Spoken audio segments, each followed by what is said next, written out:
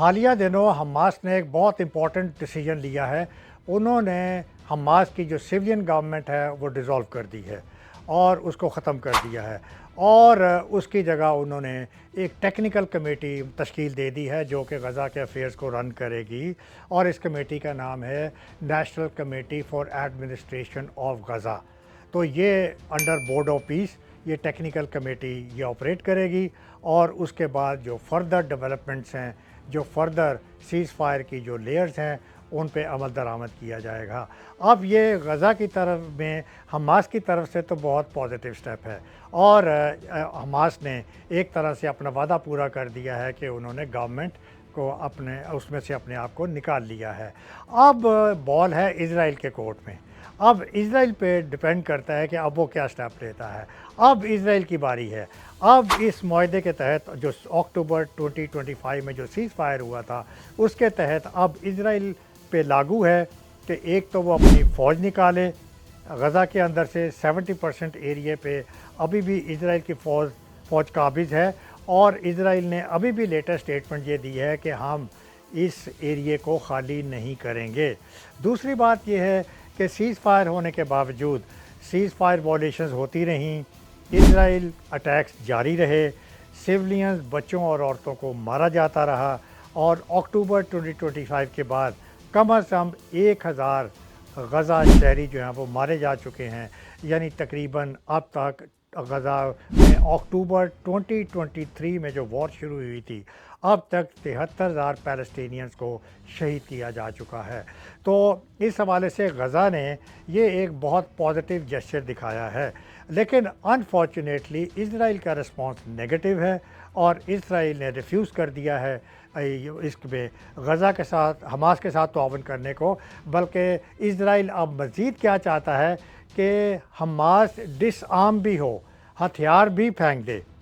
میری بات سنیں، حماس اتنا بیوقوف ہے کہ اپنے سارے ہاتھ کاٹ کے اسرائیل کے ہاتھ میں دے دے، نمبر 1، اور نمبر 2 اسرائیل پہ وہ کیسے ٹرسٹ کر لے؟ اسرائیل نے کب اپنے وعدوں کی پاسداری کی ہے؟ کب اس نے اپنے وعدوں کو پورا کیا ہے؟ اس نے کتنی بار اس نے جو ڈیلیں کی ہیں، کتنی بار انہوں نے ایگریمنٹس کیے ہیں، اور ان کی کتنی بار اس نے وائلیشنز کی ہیں؟ تو اسرائیل کی تو ہسٹری ہے دھوکہ دینا، تو حماس کیسے اس پہ ٹرسٹ کر لے؟ تو حماس یہ رسک نہیں لے سکتا۔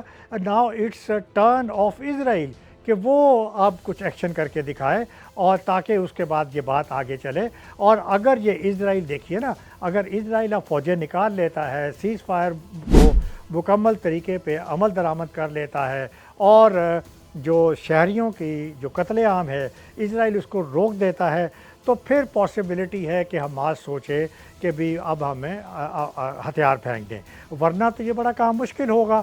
دوسری طرف یہ بھی آپ کے ذہن میں رہے کہ حماس کو ایران کی بھی سپورٹ ہے، تو حماس اگر ڈس آرم ہونے پہ بھی جاتا ہے تو حماس کو ڈائریکٹلی اور انڈائریکٹلی ایران کی سپورٹ جاری رہے گی، اور ایران نہیں چاہے گا کہ ان حالات میں اسرائیل نے جو کچھ کیا ہے اور جو کچھ کر رہا ہے، ایران بھی نہیں چاہے گا کہ اسرائیل جو ہے وہ ڈس آرم ہو جائے۔ تیسری بات یہ کہ انفارچونیٹلی مسلم ممالک کی جانب سے کوئی رسپانس نہیں آیا ہے حماس کی اتنی اچھی ڈیولپمنٹ پہ، اتنی اچھے پازیٹیو سیز فائر کے اوپر، تو وہ خاموش ہیں۔ تو بہرحال کنکلوژن یہ ہے کہ مجھے تو اس خطے میں پیس ہوتا ہوا نظر نہیں آتا۔ مجھے تو بورڈ آف پیس کے تحت نہ تو مجھے پیلسٹائن اسٹیٹ بنتی نظر آ رہی ہے، اور نہ مجھے پیلسٹینینز کو کوئی اپنے رائٹس ملتے نظر آ رہے ہیں، اور مجھے یہی نظر آ رہا ہے کہ یہ دونوں سائٹس کے اوپر اسرائیل کے درمیان اور حماس کے درمیان یہ چپلے جاری رہے گی، اور ان کے درمیان انڈرسٹینڈنگ ڈیولپ مشکل ہے ہو پائے، اور ان کے درمیان ٹرسٹ بہت مشکل ہے کہ یہ ڈیولپ ہو پائے۔ تو اس لیے میں سمجھتا ہوں کہ سو فار ابھی تک حماس نے جو سٹیپ لیا ہے پازیٹیو تو ہے، لیکن شاید سمبولک ہے، اس کا شاید کوئی بھی اثر نہ نکلے۔ اجازت دیجیے، اللہ حافظ۔